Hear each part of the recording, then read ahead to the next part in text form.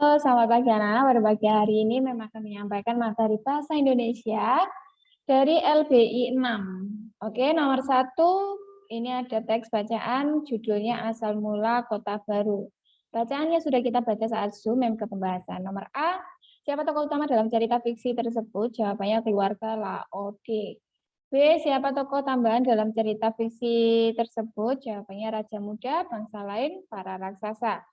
C. Siapa tokoh protagonis dalam cerita fiksi tersebut? Jawabannya keluarga Laode.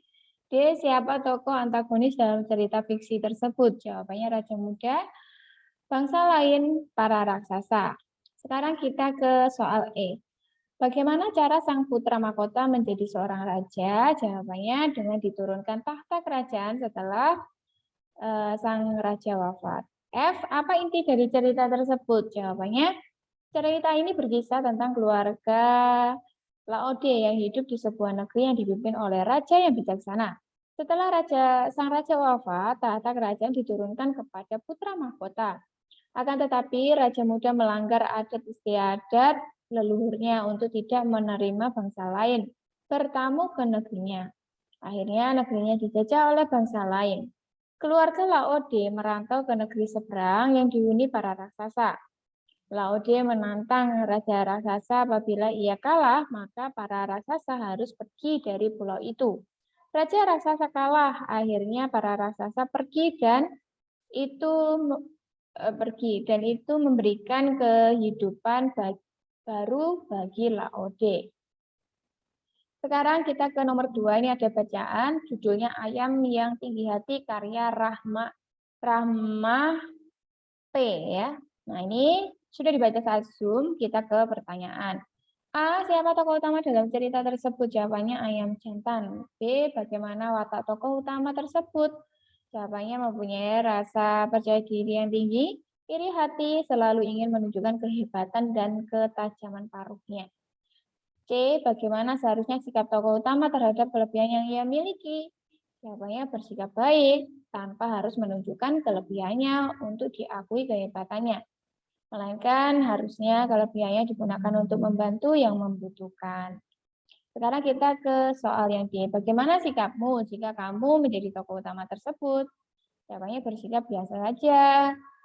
Karena kelebihan kita itu harusnya digunakan untuk membantu yang membutuhkan dan tidak perlu ditunjukkan untuk diakui hebat. Siapa tokoh tambahan dalam cerita tersebut? Jawabannya kelinci, bebek, kucing. F. Bagaimana watak tokoh tambahan tersebut? Jawabannya baik hati, sabar, tidak dendam. G. Bagaimana sikapmu jika kamu menjadi tokoh tambahan tersebut? Jawabannya akan berbuat yang sama. Kejahatan dibalas dengan kebaikan.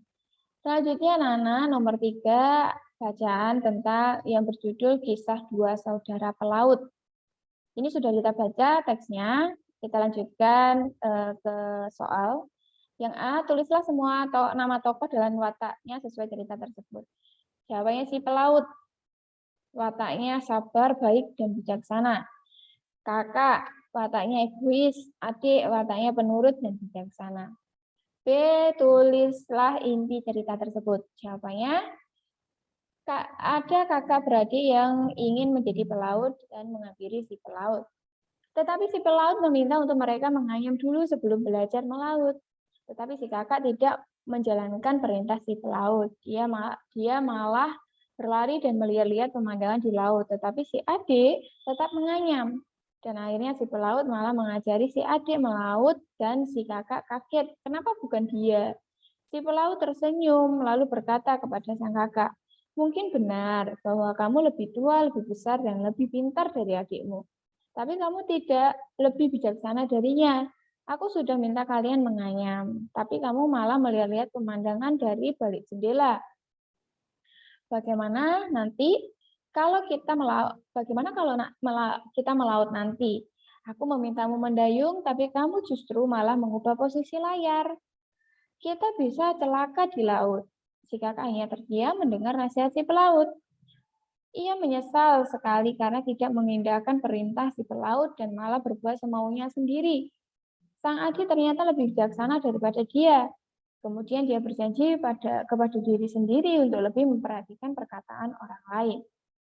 C. Tulislah pesan moral dari cerita tersebut.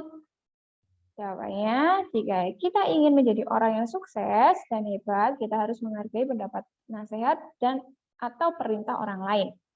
Jangan sampai menyesal karena mengabaikan nasihat orang lain.